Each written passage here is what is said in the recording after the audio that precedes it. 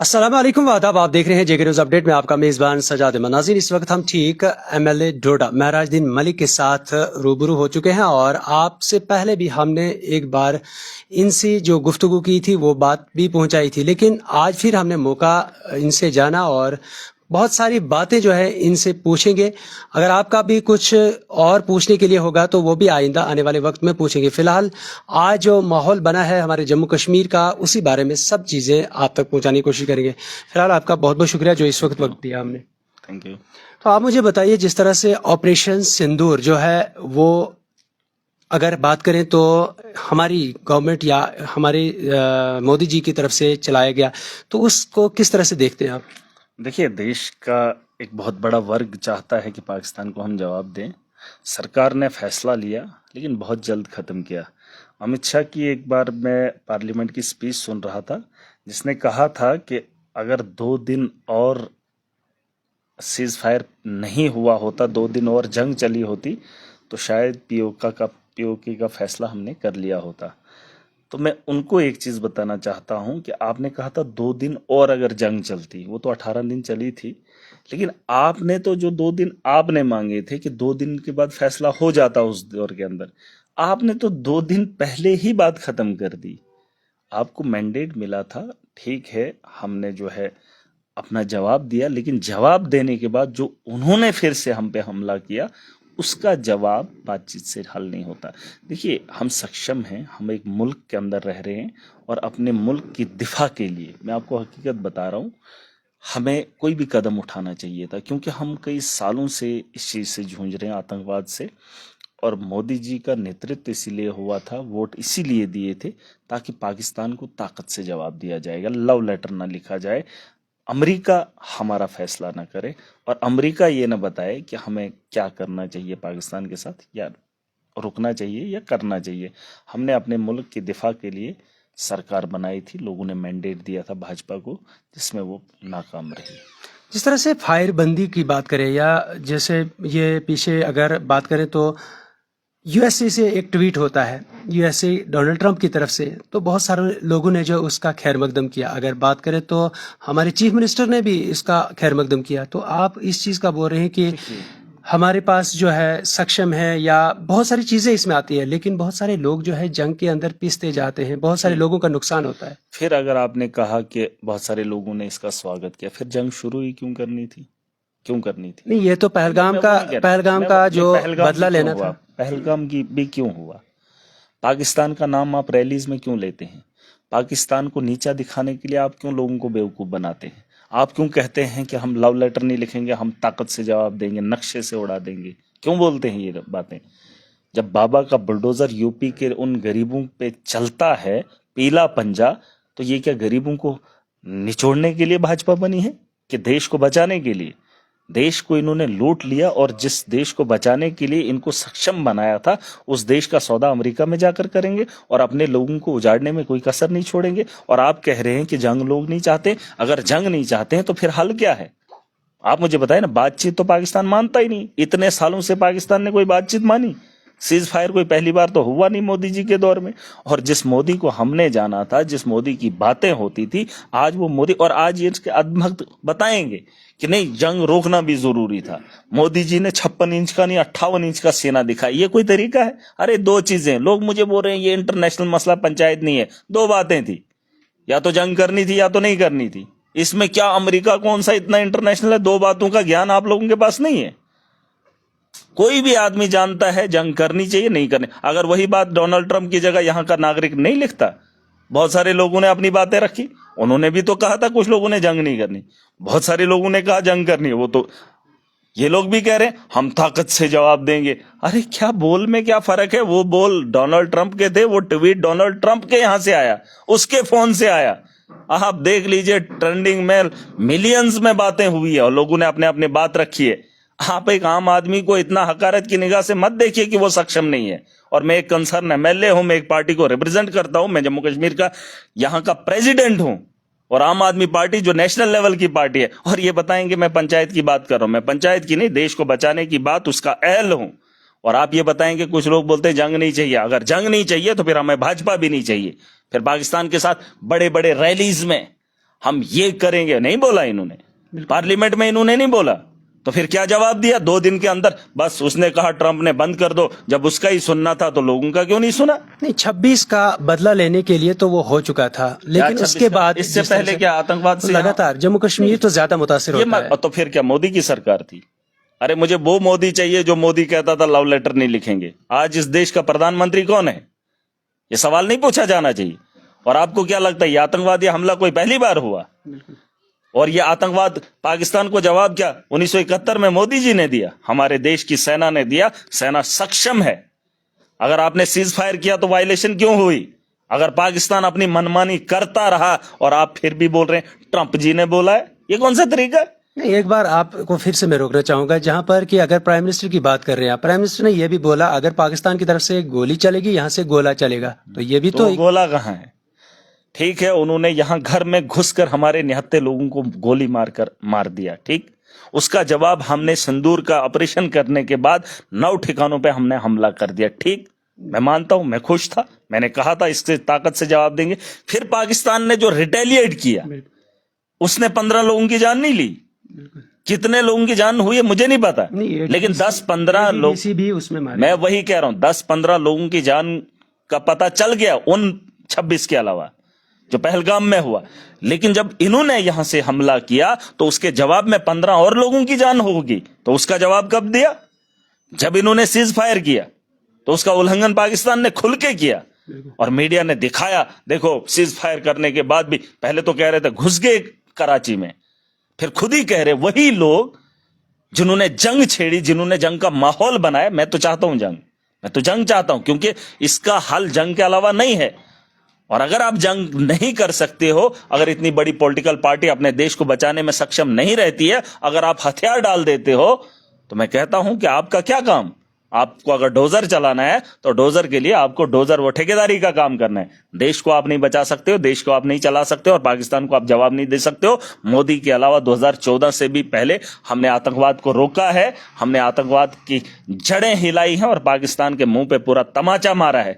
आज मोदी का शासन था, उनके दौर के अंदर क्या क्या हुआ ये दुनिया जानती है। एक और सवाल आपसे पूछने की कोशिश करूंगा, जिस तरह से जब ये पहलगाम का अटैक हुआ, उसमें बहुत सारे लोगों ने हिंदू मुस्लिम पे इस चीज को बहुत ज्यादा उछाला, तो उस चीज को किस तरह से देखते हैं? आज जब जंग हुई या जंग का माहौल बना, अब इसमें कोई हिंदू मुस्लिम का कोई नाम तो नहीं रहा ना? देखिए, ये बहुत ऐसे लोग हैं, उतने भी नहीं हैं। एक तो मीडिया, नेशनल मीडिया का जो रोल रहा है, ये जो धर्म की राजनीति करना, शाम को एक मौलवी को उठा के लाते हैं, दूसरे धर्म गुरु को बिठाते हैं, तो वो आपस में लड़ते हैं, फिर ये हुआ फिर वो हुआ। आज तो पूरा देश इकट्ठा था। आज पूछे ना मोदी जी से जवाब क्यों नहीं दिया? फौज के हाथ खोल देते, फौज जवाब देती, लेकिन फौज के हाथ क्यों बांधे? जहां मुसलमान भी खड़ा था, जहां हिंदू भी खड़ा था, जहां सिख भी खड़ा था, जहां ईसाई भी खड़ा था, पाकिस्तान को जवाब देने के लिए सरहदों पे फौज बैठी थी। उनको क्या हो रहा था? और ये जो इन लोगों ने माहौल बनाया हिंदू और मुसलमान का, उससे नफरत, पहली बार ऐसा हुआ देश इकट्ठा था। अब जवाब देने में देरी क्यों हुई? जंग चाहते थे लोग, ऐसा नहीं लोग जंग नहीं चाहते। फिर हो जाएगा 6 महीने के बाद, फिर क्या करोगे? फिर आएगा अमेरिका, डोनाल्ड ट्रंप। और एक चीज मैं पूछना चाहता हूं, जिस ट्रंप के नारे यहां लगे थे, अब की बार मोदी सरकार, अमेरिका में जाकर मोदी जी ने लगाया अब की बार ट्रंप सरकार, तो वो पैसा उसको पाकिस्तान को देने में लगा, पैसा पाकिस्तान को दे रहा है। ये कौन सी दोस्ती थी? आपने कैंपेन वहां पर चलाया, शुक्र है मोदी जी का दोस्त था। अगर उसकी जगह कोई और होता, फिर अगर वो नहीं मानता अमेरिका, नहीं जी आपको जंग लड़नी है, क्या ये लड़ते? अरे ये तो शुक्र करो उसने मनवा लिया। अगर ट्रंप की जगह कोई और होता, पाकिस्तान का हमदर्द होता, तो फिर ये फॉरेन पॉलिसी कहां? फॉरेन पॉलिसी क्या? हमें किसी का साथ चाहिए? अरे हम इनसे ज्यादा सक्षम हैं, हम जवाब दे सकते हैं, हम लड़ाई लड़ सकते हैं। यहां यूक्रेन एक छोटा सा मुल्क रूस को घुटनों पे लाकर खड़ा करता है, और हमारा देश इतना बड़ा, और जहां के लोग इकट्ठा होकर आतंकवाद के खिलाफ लड़ रहे हैं, वहां अमेरिका जैसे मुल्क की जरूरत पड़ती है। वोट मोदी को दिया था, ट्रंप को नहीं। लेकिन फैसला ट्रंप का अगर करवाना है, फिर यहां पे सरकार क्या करनी थी? ये चीजें नहीं, लोग बोलते हैं नहीं ये इंटरनेशनल मसला है। इंटरनेशनल मसले और भी हैं। यहां गाजा के अंदर जंग हो रही है, इजराइल की जंग हो रही है, यूक्रेन की जंग हो रही है। यहां हमने अफगानिस्तान में भी जंगें देखी है। किस मुल्क के अंदर जंग नहीं छिड़ी और किसने जंग नहीं लड़ी? क्या उन्होंने सलाह उन लोगों से ली? ये चीजें नहीं होती हैं। जापान के अंदर भी हिरोशिमा और नागासाकी का वो वक्त है, आज हमारे से आगे है। जंग लड़ना बहुत जरूरी है। पाकिस्तान अब बाज नहीं आएगा। मैं समझता हूं अगर ये लोग कहते हैं, मैं नहीं समझता हूं मोदी जी को वोट क्यों दिया। यहाँ के मुसलमानों को टारगेट करने के लिए, हिंदू राष्ट्र बनाने के लिए, अखंड भारत बनाने के लिए। अखंड भारत बनाना है तो पाकिस्तान बांग्लादेश को इकट्ठा करना है। अरे इस वक्त पाकिस्तान को तोड़ना था। इस वक्त बलूचिस्तान अलग हो सकता था। बलूचिस्तान के लोग चाहते थे पाकिस्तान से अलग होना। 71 में जो सेना ने किया वही काम आज भी किया जा सकता था। पाकिस्तान को आप तोड़ सकते थे, लेकिन 2 दिन जंग छेड़ दी, उसके बाद बात खत्म कर दी। आपने तो 2 दिन नहीं टिक पाए। ये चीजें नहीं होती है, इनको जवाब देना। जिस तरह से एक और सवाल पूछूंगा आपसे, जिस तरह ये फारूक अब्दुल्ला साहब जो हमेशा ये कहते थे कि दोस्त बदले जा सकते हैं लेकिन हमसाये को नहीं बदला जा सकता है। हमने हमसायों को उजड़ते हुए देखा है और उजाड़ते हुए भी देखा है। इस भ्रम में मत रहिए। अगर हमसाये की वजह से गांव परेशान है, वैसे हमसाये को हमने उस इलाके से निकाल दिया है। और अगर ये पाकिस्तान सक्षम नहीं है तो इस मुल्क को हम इकट्ठा करके इन लोगों को भी अमन दिखा सकते हैं, उनकी सियासत को खत्म कर सकते हैं। आपने नहीं देखा है हमसायों को? क्या सारे हमसाये अपने गांव के अंदर है? जो हमसाया गलत रहा है गांव के अंदर, उस हमसाये को भगाया गया है लोगों की तरफ से, उस गांव की तरफ से भगाया। और ये वक्त, ये जरूरी नहीं है पाकिस्तान हमारा हमसाया रहे। हम ये भी कर सकते हैं कि पाकिस्तान को अपने साथ भी कर सकते हैं। बताया तो है अखंड भारत बनाना है, बना लीजिए। इसमें क्या हमसाया? हम तो घर बना सकते हैं या उसका घर खरीद लेंगे। अगर नहीं बनेगा, अगर वो ज्यादती कर रहा है, वो माशरे को तबाह कर रहा है, तो उसको वहां से जड़ से उखाड़ के फेंक सकते हैं। ऐसा होता है, हुआ है गांवों के अंदर, देशों के अंदर भी हुआ है। जिस देश के अंदर ज्यादा तानाशाही हुई है, कुछ लोग आए, उन्होंने खत्म करके अपना राज चलाया। यहां मुगल कहां के थे? अंग्रेज कहां का था? आप मुझे बताओ ना। हम तो उनके पड़ोसी थे, या हम तो उनके रिश्तेदार थे, या कुछ भी थे दूर के इलाके में।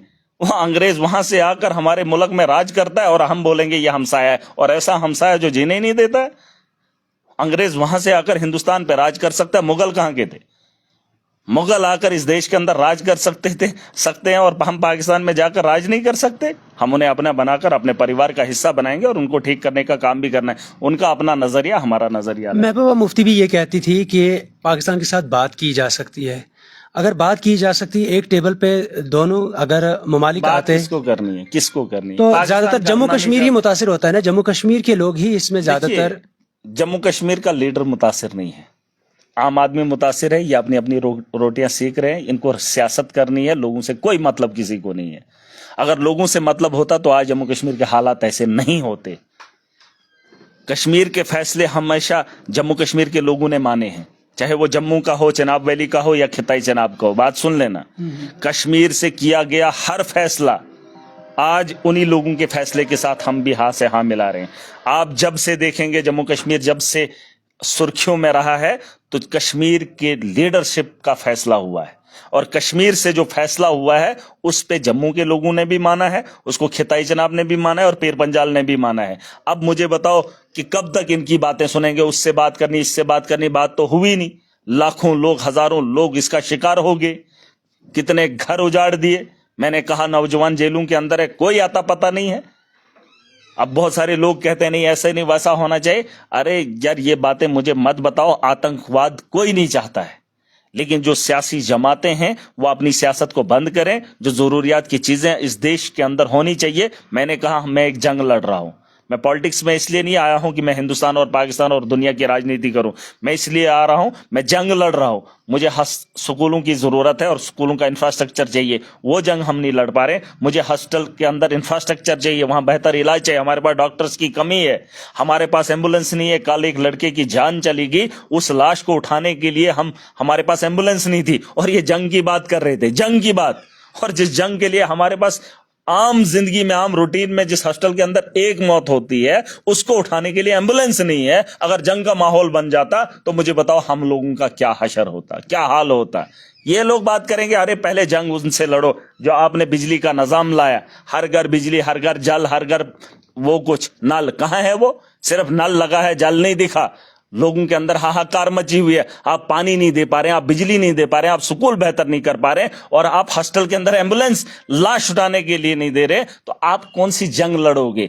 हम जंग नहीं लड़ सकते। फिलहाल जो जमीनी सतह पर हमारी जंग है वो करप्शन की है, लूट हो रही है, लूट हो रही है। उस खसूट के खिलाफ कोई आवाज उठाने को तैयार नहीं। बस धर्म के नाम पर राजनीति करेंगे, लोग वाहवाहकारी करेंगे। इनका सिलेबस अलग है, एक बच्चा ज़हीन होता है अपनी क्लास के अंदर, लेकिन उसको वही चीज पढ़नी होती है जो उसके कैरिकुलम में बताया है। अगर वो पीएचडी की किताबें पढ़ सकता है 10th की क्लास में, लेकिन उसको 10th का कैरिकुलम ही पढ़ना है, तब जाके वो 10th में पास हो सकता है। इनका एक नसाब है, इनका एक कैरिकुलम है, सरकारों का रहा है, लीडरों का रहा है, ये उस कैरिकुलम से बाहर ही नहीं निकलते। हमारे जहनों को तंग किया है, हमें जो उतना ही पढ़ा रहे हैं ताकि लोग समझदार ना बने। ये उस जहनियत के लोग हैं ताकि एक आम आदमी अगर समझदार हो गया तो हमारी कुर्सियां हिलने शुरू हो जाएंगी। महराज से इनको तकलीफ हो रही है, मैं इनके कैरिकुलम को जानता हूं, मैं आज इस मुकाम पे खड़ा हूं, वरना अगर इनके कैरिकुलम में घुसा होता, इनकी पढ़ाई में खड़ा हुआ होता, तो आज मैं भी आम आदमी की तरह सड़कों पे बातें कर रहा होता, पाकिस्तान के हमने जवाब दिया, अंधभक्त होता। मैं अंधभक्त नहीं हूं, मैं हर चीज को बारीकी से समझता हूं, जानता हूं, और अपना कैरिकुलम अगर मैं उससे ज्यादा ज़हीन हूं तो आगे पढ़ता हूं, आगे के बारे में सोचता हूं। इन्होंने एक नसाब रखा था लोगों को, उसी में क्या वही पॉलिटिशियन बन सकता है जिसका बाप है, वही बन सकता है जिसके पास पैसा है। हमने उस नजरिए को बदल दिया, जो इंसानियत के लिए बेहतर कर सकता है उसे राजनीति में खड़ा होने का अधिकार है। और इस मुल्क का, जमहूरियत का असली मकसद वही था जिसको इन लोगों ने इतने सालों से रौंद के रखा था। आज इनको पता चल गया, और राजनीति इन लोगों की नहीं है। जो इन्होंने कहा वो इन्होंने किया नहीं। मोदी है तो मुमकिन है, अब मुमकिन कहाँ है वो दुनिया ने देख लिया। राजनीति आखिरी सवाल आपसे पूछूंगा, जिस तरह से आपने डोडा में भी एक्शन पे बहुत सारे इल्जामात लगाए और एडमिनिस्ट्रेशन के ऊपर भी आप इल्जामात लगाते रहते हैं, आज जो इल्जाम लगाया एक्शन पे, जहां पर करप्शन की बात करें, करप्शन फ्री करने की बात करें, तो क्या करप्शन खत्म हुई या होने वाली है? जिस तरह से आप अपनी, मेरे पास एविडेंसेस हैं, अभी मैंने डाले नहीं है, मेरे पास सारे एविडेंसेस हैं। जब जरूरत पड़ेगी, फिलहाल मैं कुछ लोगों को भेज रहा हूँ। जो बात मैंने कही है, मैं बिना मतलब कि किसी को इल्ज़ाम लगाने के लिए नहीं करता हूँ। सारे सबूत हैं मेरे पास, मैंने डाले नहीं, वो बात अलग है, मैं मौका देता हूँ। अगर ये लोग नहीं सुधरेंगे, इसका मतलब ये नहीं है, मैंने आज भी मीटिंग ली है ठेकेदारों की, मैं ठेकेदारों को बोल गया हूँ कि आप इस डिस्ट्रिक्ट के जिम्मेदार हैं। अगर हमारे पास 1000 करोड़ आता है, अगर आप टेंडर देते हैं तो 4000 करोड़, 400 करोड़ का काम करते हैं तो 600 करोड़ कहाँ जाता है, उसका नुकसान आप लोग करते हो। मैंने इनको कहा है कि कंप्रोमाइज से टेंडर उठाए जाए, प्लस में आप, मतलब अगर 1 करोड़ का है, आप 1 करोड़ 10 लाख का टेंडर दे दीजिए। अपना वो जो जिस तरीके से टेंडर डालते हैं, इनका कंपटीशन ये होता नहीं मुझे काम उठाना है, 1 करोड़ का काम 30 लाख में उठाएंगे। क्यों? मैंने कहा कि अगर आप 30 लाख में उठाएंगे काम में कंप्रोमाइज नहीं, मैं उखाड़ दूंगा। वरना अगर आपके पास ये इनका सारा प्रोसीजर होता है, 1 करोड़ इनने एस्टिमेट रखा है, आप 1 करोड़ 10 लाख दे दीजिए, ताकि हमारे जमीनी सतह पर काम भी होंगे और उसके अलावा इनको फायदा भी होगा और हमारे लोगों को रोजगार भी मिलेगा। ये करोड़ों का रुपया लैप्स करवाते हैं, क्या ये नाअहल, ये करप्शन करते हैं? उससे रेट अगर डाली है तो निकाला क्यों नहीं टेंडर? आज मुझे मेंटेनेंस करवानी थी, मेरी सड़कों की हालत खस्ता है, वो मेंटेनेंस का टेंडर क्यों खड़ा है? 5 तारीख को निकलना था, निकालने में क्यों देरी हो रही है? अगर ये लोग टेंडरिंग के लिए आज दिन का टाइम रखते हैं तो 4 बजे वो जो है क्लोज हो जाता है, उसमें आप एंट्री नहीं कर सकते हो। लेकिन निकालने के लिए आपने 10 दिन क्यों लिए, 5 दिन क्यों लिए? और ये जो मैंने कहा, ये आज का मामला नहीं, ये तो एक आदमी है जो बोल गया। इसके अलावा जितने भी काम डिस्ट्रिक्ट के अंदर होते हैं, बिना पैसे के, बिना करप्शन लिए ये काम होते ही नहीं है। और एक चीज मैं बावर कराना चाहूंगा, आज से पहले ये जो माशरा है ना, आपने कहा कैसे खत्म होगा, आज से पहले जो नेता आते थे, ये जाहिलों की जमात है, बोतल बेचनी है ना, तो अगर मैं 10 की खरीदूंगा 15 की बेचूंगा, क्योंकि 5 रुपए फायदा होगा। ये एक आम आदमी की जिंदगी है। और यहां पर जो नेता जिनको हम चुन के भेजते थे, सुन लेना मेरी बात और उन लोगों को बता देना कि महराज मलिक कौन है। इनके नेता, इनके चुने हुए नुमाइंदे पैसा बेचते हैं, और वो भी पैसा 1,10,000 में बेचते हैं। मतलब पैसा बेचते हैं, और ये वो नेता हैं जो 1 लाख रुपया 10,000 में बेचते हैं और 10 लाख रुपया 1 लाख में बेचते हैं। ये थे इनके नेता, ये थी इनकी करतूतें। इस बार जमीनी सतह पर इंप्लीमेंटेशन होगा और लैप्स होने नहीं दूंगा, और इसके लिए मैं लड़ाई लड़ रहा हूं। और अगर एडमिनिस्ट्रेशन ने इसमें कोऑपरेट नहीं किया, एक बात मैं फिर बता रहा हूं, आपको इसलिए बिठाया है कि आप लोगों को जमीनी सतह पर जरूरियात की चीजें दें। अगर आपको कोई टेंडर कम देता है तो सेविंग वाला पैसे का भी आप टेंडर निकालो, और टाइम से पहले।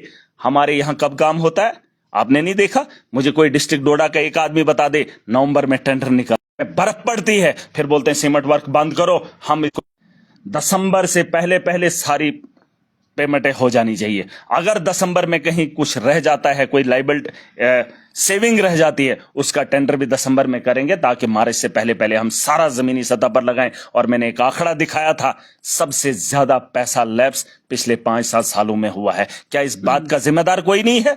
हमारे यहाँ गरीबी है और ये लाइबिलिटी आखिर के दिन, आखिरी हफ्ते में ये जो है अपना वो डाल देते हैं बिल ट्रेजरी के अंदर। हफ्ते के बाद जब बिल में पैसा ही नहीं होता है, ट्रेजरी बंद हो जाती है, तो अगले साल की लाइबिलिटी में डाल देते हैं। इनकी लाइबिलिटियां कई सालों से चलती जा रही हैं, पैसा बता रहे हैं फिर लैप्स हो गया। इनकी जो पॉलिसी है वो मैं समझता हूं। मैं कह रहा हूं कि टेंडर आज निकलने चाहिए ताकि गर्मियों के अंदर हम जमीनी सतह पर लोगों के काम करें। अगर इनको समझ नहीं आ रही है, मैं समझाने का काम करूंगा। और ठेकेदारों से गुजारिश करना चाहूंगा, आप उन लोगों के साथ खड़े मत होइए जो 1 साल के लिए आपके डिस्ट्रिक्ट में आता है, 2 साल के लिए आपके डिस्ट्रिक्ट में आता है, कोई 6 महीने के लिए आपके डिस्ट्रिक्ट में आता है।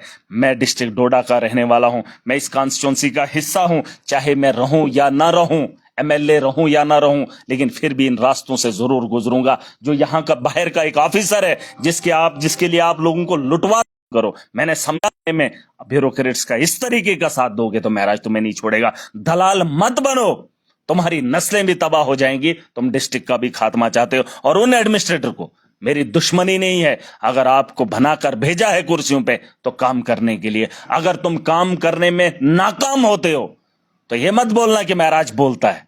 आप मुझे जमीनी सतह पर ट्रांसपेरेंसी से काम करके दिखाओ, महराज तुम्हारी वाहवाकारी करेगा। तुम्हारी जो बातें चाहते हो ना कि महराज उगले, तारीफ करूं, महराज करेगा। लेकिन तुम लोगों को लूटोगे, जमीनी सतह पर काम नहीं करोगे, फिर महराज के मुंह से उम्मीद मत रखना मैं किसी की तारीफ करूं।